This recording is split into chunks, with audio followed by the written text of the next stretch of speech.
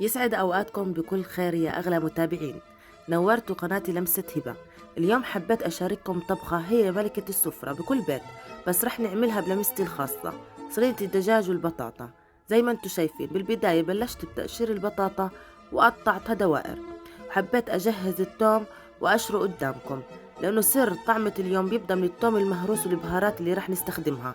هالطبخة دايما بتنقذنا لما بنكون مستعجلين، بس اليوم رح أعطيكم تتبيلة بتخلي طعمها فخم زي أكل المطاعم وأطيب بكتير، ورح نستخدم فيها مكونات بتعطي نكهة برية وريحة بتقلب البيت قلب. خلونا نتابع مع بعض ونشوف. للتتبيلة ضفت الثوم وهرسته. احتاجت ملح، زيت زيتون، عصير ليمون، وزعتر أخضر ناشف بيعطي نكهة برية بتجنن. وهلأ عم بعصر الليمون، والليمون مع زيت الزيتون والزعتر هم اللي رح يخلوا الدجاج يطلع طري ومحمر. وضفت البهارات، بهار الكيجن، بهارات بحرينية مشكلة، وشوية كمون وفلفل أسود وماجي، وما نسيت العصفر عشان يعطيها اللون الذهبي اللي بيفتح النفس. وهلا بلشت أنزل البهارات فوق الزيت والليمون.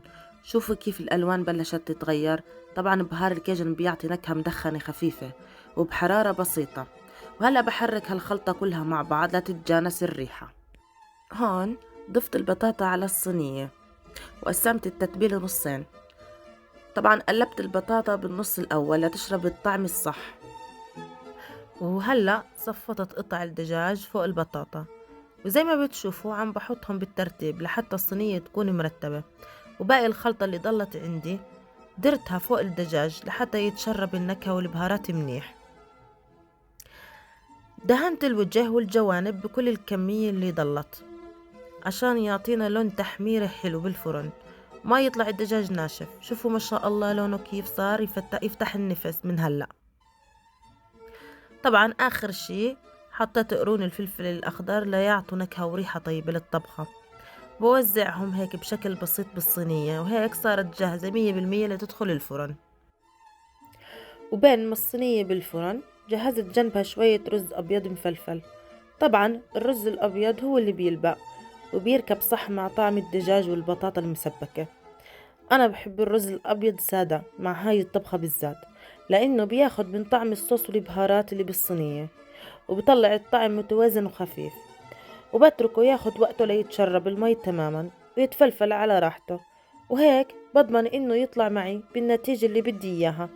شوفوا ما شاء الله كيف طالع نثري وبجنن. وهي الرز صار جاهز، ونروح نشوف صينيتنا بالفرن وين صارت. وهون طلعتها لحتى أفرجيكم كيف استووا. هلأ بس بدها تحميرة الوجه. وهلأ بلشت أسكب بالرز. شوفولي ما شاء الله كيف الحبة حبتها وعم ينزل نثري وبشهي. الرز الأبيض دايما هو الملك بهاي الطبخة، لأنه بخليكي تستمتعي بطعم التتبيلة والصوص اللي بالصينية من غير ما يغطي عليها. رتبت الرز بالصحن وهيك صار جاهز. سلام.